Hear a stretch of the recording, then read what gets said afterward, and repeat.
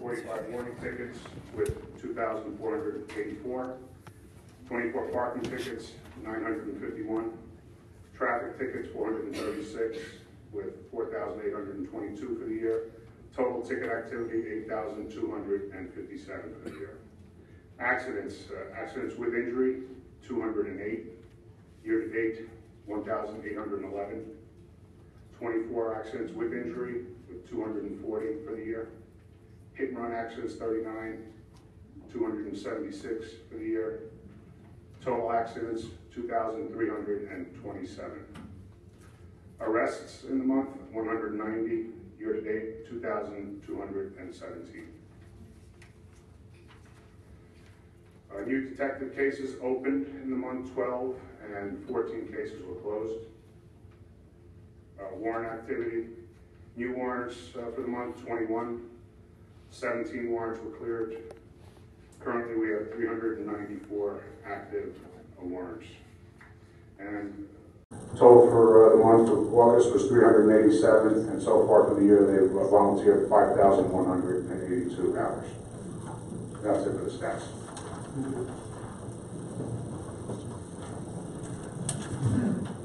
I have the detective report for both July and August.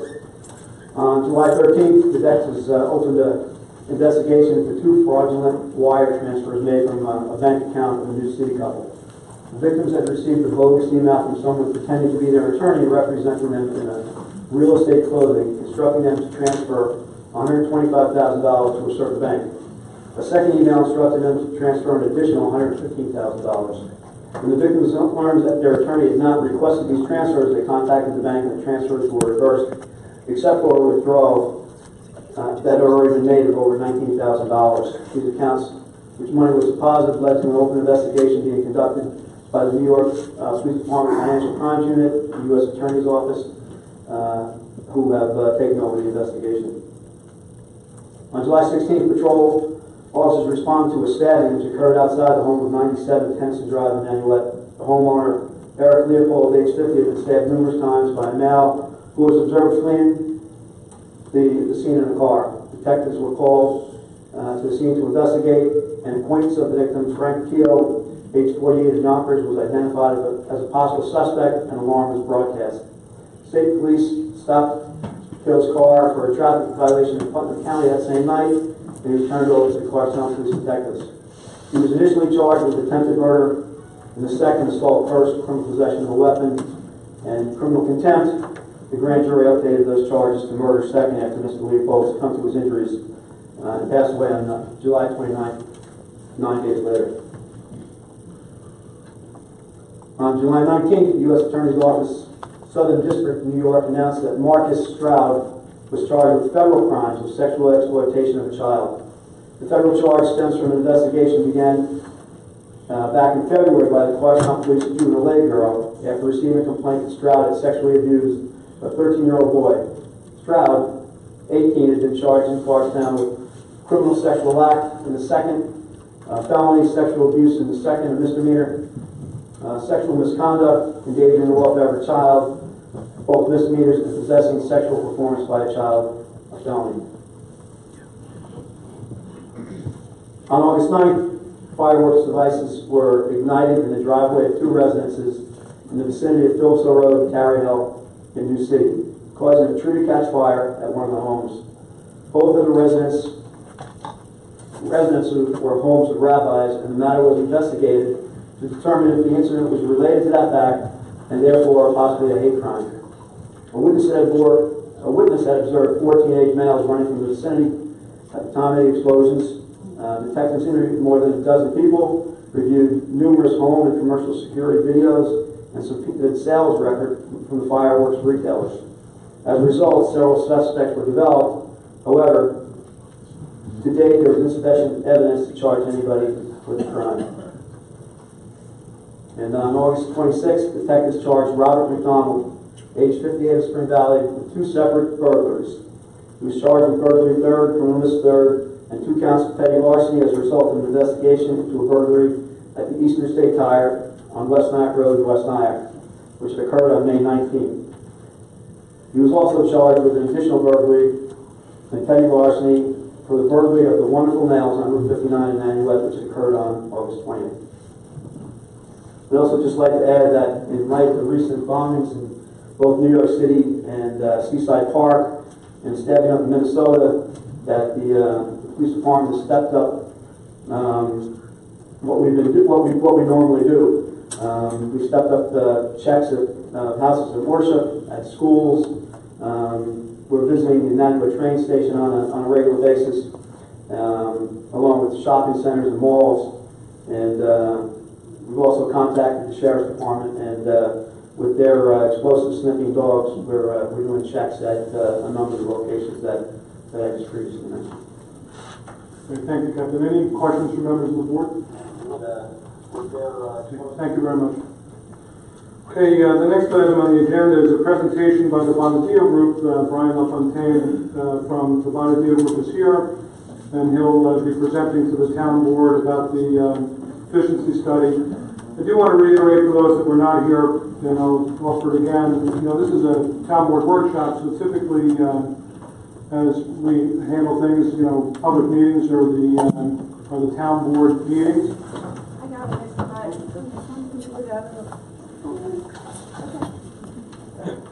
The town board meetings, which are video recorded, and you can actually watch the town board meetings on Thursday evenings. Town board workshops, we don't take minutes. They are less formal. This is an opportunity, as per the contract, for the Bonadeo Group to give an overview of the report. And I do want to reiterate, as I said earlier, for the public record, during the town board meeting, well, we're hearing from the Bonadeo folks tonight about the report, which is out there within the public domain.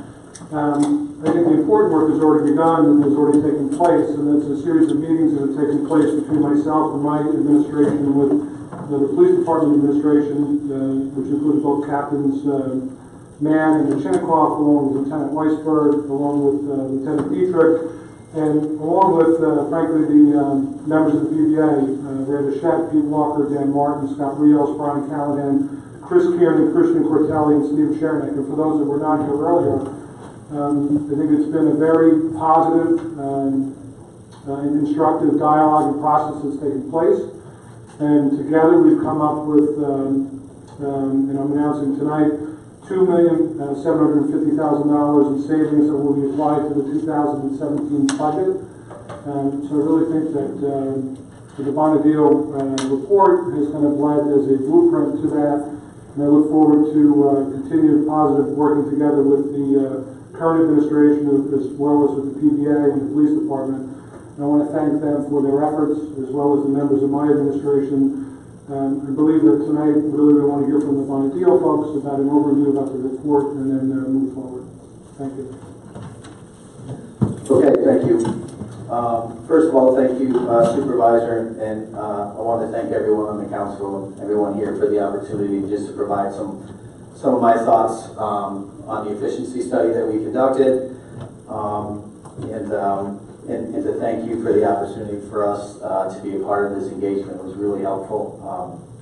I think it went well, and I think it's hopefully been well received. So let's just get into it. Typically, what we do in this instance when we provide studies of this nature is many times, not always, but many times when we provide reports to the board has not seen the report typically, so we go through it in a little bit more detail. But tonight I think everybody understands, if not everyone, most everyone here has already seen the report. So I'm not going to spend a ton of time going through the detail of the report as the supervisor mentioned, but I just want to hit on some typical high-level areas. I got 8 or 9 slides for you to go through, so we won't be spending too much of your time here. But typically, or essentially, really, what we did is from April through August, over that 4-month period, we conducted our study with the primary objectives of doing an analysis and looking at recommendations relative to the police department, its organizational structure,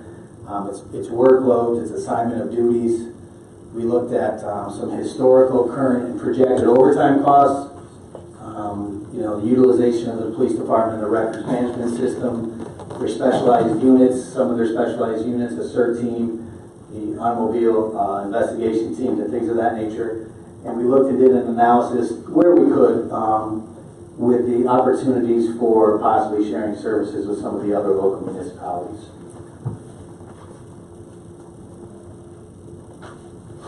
The next question that you would have is, how do we do this, right? So typically how we did this is we conduct a great deal of it through one-on-one interviews, meeting with everybody. We met with everyone in the town leadership. We met with the supervisor, the town attorney, the town comptroller. We met with all levels of people from the police department. We met with the police department leadership. We met with the PVA leadership to discuss things that affected them. We met with officers in virtually every level of the department, the Detective Bureau, the Patrol Unit, Special Operations Division. We had the opportunity to meet with Sheriff Falco and his leadership and discuss some of the initiatives that they had going on there, and if there were opportunities for sharing some services. We met with the Rockland County DA's office to talk about, they do currently collaborate with the Town of Clarkstown Police Department through the Regional Investigative Resource Center. So we talked about some of the collaboration there. We also looked at, we obtained and looked at a lot of the workload and call data that kind of manages how the police department manages their day-to-day effective duties. And we did have the opportunity to consult with a lot of our law enforcement consultants that we have. If we had the need to call on their expertise, we had those at our disposal. So, the point of all this is that we wanted to make sure at the end of the day, we came out and we had a report that was useful and that was data-driven and fact-driven. There's going to be some instances when we come up with a report where there's some things that are subjective, but for the most part, we feel very confident that every opportunity or every recommendation or observation that we had in the report is supported by data, supported by facts, and supported by call data or different types of data. One of the things that we like to do, typically when you do a study like this, it just tends to have a negative impact. It tends to focus primarily on the opportunities for improvements or areas where someone may deem something to be deficient in some way. What we wanted to do is to make sure that this report was well-rounded and included many of the strengths or some of the strengths that we noted within the police department. And some of them are noted here. We can't note all of them, but as you can see, the response times by most accounts is excellent, which is most important to the community here. So many calls for help, police are there immediately. Police are thrilled with the service. Officers are motivated and a high level of commitment to the town. Employment with Clarkstown is highly sought after. The department handles several matters within the community that go above and beyond other law enforcement agencies. It's not meant in a negative way whatsoever. That means that sometimes the Clarkstown Police Department handles things that many other law enforcement agencies wouldn't respond to or wouldn't consider serious enough to respond to. They provide wonderful training for their officers. They leverage new technology where possible. And then during 2016, they received the New York State SWAT certification, one of only 6 agencies in the state. As part of this, as part of our study and part of our report, we also did provide a listing of 17 observations and recommendations. If these recommendations are accepted by the town, and again, these are just recommendations to the town, it's up to the town how they want to handle these. Based on our estimates, if they implement these changes, they could save up to 5 to 10% of the police department budget over time. Now, I don't want to go through all 17 of these recommendations with you. I just want to touch on 2 or 3 of them. Some of the recommendations, just to point out, some of the recommendations are going to require further collaboration between the town and the police department for them to be successful. As the supervisor mentioned, this is a wonderful platform and a good place to start. Hopefully it starts a dialogue with successful implementation of a lot of these areas. Others are contractual and will need to be negotiated between the police and the town and the PVA and everyone else. And others, some of the other recommendations are based on, if there are reductions in staff or whatever, they're based on attrition. We recommend that they be accomplished through attrition over the next 1 to 3 years. Okay, first one I'd like to touch on is really We recommended that the board appoint a police commissioner in place of the members of the town board functioning as a police commission. We thought this was a good idea to help oversee. I think one of the key things is to help oversee the recommendations and the implementation of some of these recommendations to the town. That would be a key objective. We think that the police commission, excuse me, is going to add a public safety perspective to the commission that possibly is not there now. Just another level of expertise. The next ones I want to touch on are numbers 3, 4, and 5. 3, 4, and 5 are really, these recommendations are basically changes or updates or tweaks to the policies and procedures of the police department, and basically how they schedule and attend vacation, how they schedule vacation, how they attend and schedule trainings, to help reduce the amount of overtime that happens because of the vacation and the training being scheduled, making their being at minimum staffing levels and having to call on people to work overtime to stay at those minimum levels. And the last one I wanted to touch on was number 12. We recommended that the Clarkstown reduce the number of officers that are assigned to the district attorney's task forces. Currently, there's 7 officers from Clarkstown that are assigned to the Rockland County DA's office through the Drug Task Force, the Organized Crime Task Force, and the Special Investigations Unit.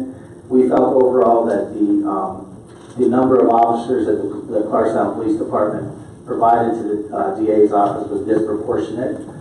Essentially, the Clarkstown was providing or assigning more officers to those task forces than all the other local agencies combined. So we thought the reduction from 7 to 3 was appropriate. It keeps 3 officers there, which provides some benefit, but it's not as disproportionate in the long run. Those really are the only ones that I wanted to touch on, just knowing that the rest of the report is out there.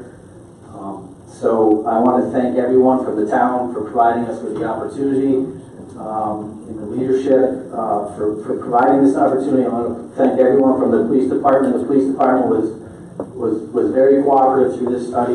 It's not an easy thing to go through, we understand that, but everybody was cooperative. It's an excellent department. And we do believe that the report and recommendations that we provided are going to be a good platform, and hopefully it opens up a dialogue that's going to benefit everyone. It's going to benefit the police, going to benefit the town, it's going to benefit the community. Questions from members of the board? I have a couple of questions. Shocking, I'm sure.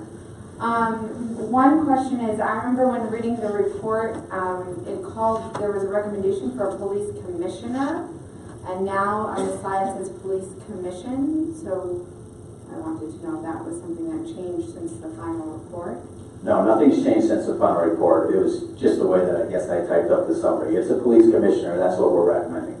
So not a police commission, like it says on the slide? That's correct. Okay. Nothing's changed since the final report. Okay, because I think in terms of the Rockland County Police Act, there's there's a difference between whether there's a police commission, which is allowable, or a police commissioner, which doesn't seem to be. Yes. We did consult with labor attorneys. They said it's going to be sensitive the way that it's structured, but they do believe that it is attainable to have a police commissioner. After that, we put the recommendation in there. I think it's going to be up to the town and the town board and everybody to work out the logistics of that. Okay, and then can you just clarify what you mean by town leadership? In what regard? Who does that include? I mean, I wasn't interviewed, so no, generally when someone would say leadership of the town, I would assume that would mean the town board. I was not interviewed, so I'm curious if other town board members were part of the process, or if just the supervisor. We met with the town board leader. We met with town board members when we went through the proposal process to be selected to conduct it, and then once we were selected, then therefore after that our procedures were with the supervisor and with the town attorney and with the controller. Those are the people that we interviewed relative to the policies and procedures of the town. I just have a question regarding the time per piece, the ADP. The current system that we have, when you looked at it, does it have the ability to interface so it's not such a manual process? Because right now you can't code hours are put in as straight time, and then coded later as overtime. So training, certifications, specialized groups, task forces. Will the existing system that we have, does it have the ability to do that, or we have to continue the manual process and upgrade the system with an additional purchase? We believe that the ADP system has the ability to do whatever you want it to do. It just comes down to how much you want to customize it and how much. Is there a cost attached to that? I'm sure there is. I'm sure there's some kind of cost. Now, that's where the cost benefit is going to come in. The cost benefit analysis to the town as to how much they want to put into it, as to how much benefit they're going to get out of it. But the ADP certainly has the ability to do it, yes. We've seen ADP interface with virtually every kind of organization out there. How old is the system in your analysis? Were you able to guess as to How old the system here is? the existing system? I can't even guess. Just wondering if it's even a possibility you can upgrade it. But I think in our discussion after reading the report, part of it was that I know just from my personal experience that a lot of payroll companies, in terms of blocks of days that you're in the office or on sick time or whatever, and I think from what it described in the report, that really you're just asking to switch and have a greater log. That was kind of the ADP issue, right? Is to greater log so that there aren't Excel spreadsheets. Yes, the way that the procedure is now, it's very manual in nature. There's a lot of Excel spreadsheets and transcribing hours and data from one system, the POS system, to Excel spreadsheets, and Excel spreadsheets into ADP, and then ADP manually being reviewed by somebody else in a different office. It's just manual processes are subject to error, a lot higher rates of error, and a lot more time involved in doing it. We felt that the integration is key to make the process more efficient, as well as to give you guys the ability to extract more data. If you break out the budgets in there and the way that you capture the data in ADP, you can analyze different teams and different things of that nature much more easily than you can now.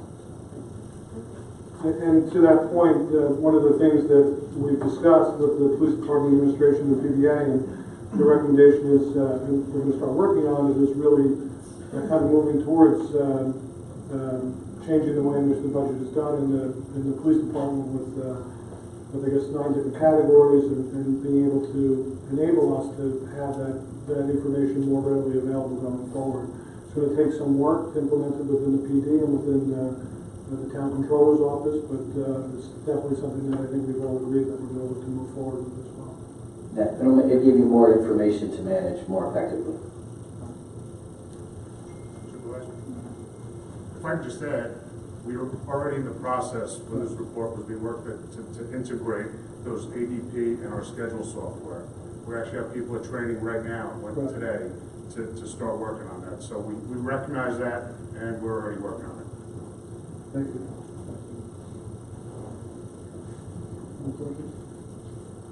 I want to thank you for your overview, and for your efforts here.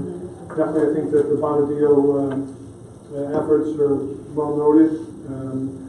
Certainly, it's already 2.75 that we're looking at in the budget, and I think it's a great opportunity for us to work collaboratively and collectively going forward with the Police Department Administration, with the PDA. And I think you've identified some areas that have been helpful, and I think now the hard work is for the town administration and the police department to begin, to further discuss, things in this report and things, frankly, that they've identified as well, the PBA and the police department administration, so that we can continue this productive process going forward. So thank you. Thank you.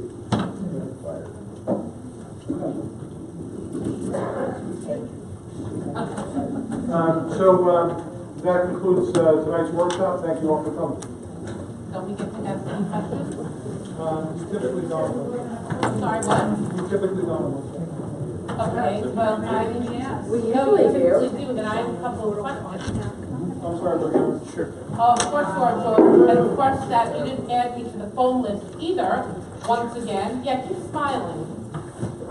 One more year. That's right, one more. No, I have a couple of issues to address. Like, why did you release the draft to the press before it was even? We didn't release the draft to the press. Oh, so they just miraculously got it. No, they didn't actually, I'm sorry, they didn't have the, I didn't release the draft. We sent the draft out from them, from the town attorney's office. They got, the formal release at 6 o'clock. That's what they have. Okay, so the town attorney's office released it. Now, I have another question for the Bonadeo group. When you did your evaluation, and you say, for example, the disproportionate amount of police from Clarkstown versus other departments, what about, have you evaluated what the other departments have, the capabilities of the other departments, or are you just making that decision? Can I just add, this meeting's been adjourned. It's not a cross-examination of the Bonadeo group. They gave a presentation. It's a town board study. The presentation was made by Bonadeo to the board, and that's it. This is not a cross-examination or public comment. So the meeting's adjourned, and he's not going to answer questions. He answered questions to the board, not to you. Sorry. Fine. I will post it all on Facebook. Don't we have to vote to adjourn the meeting? Yeah, I mean, other workshops are allowed to talk, but Georgie boy walks out laughing. And when is the meeting gonna be on? You guys gotta sleep at night. Yeah.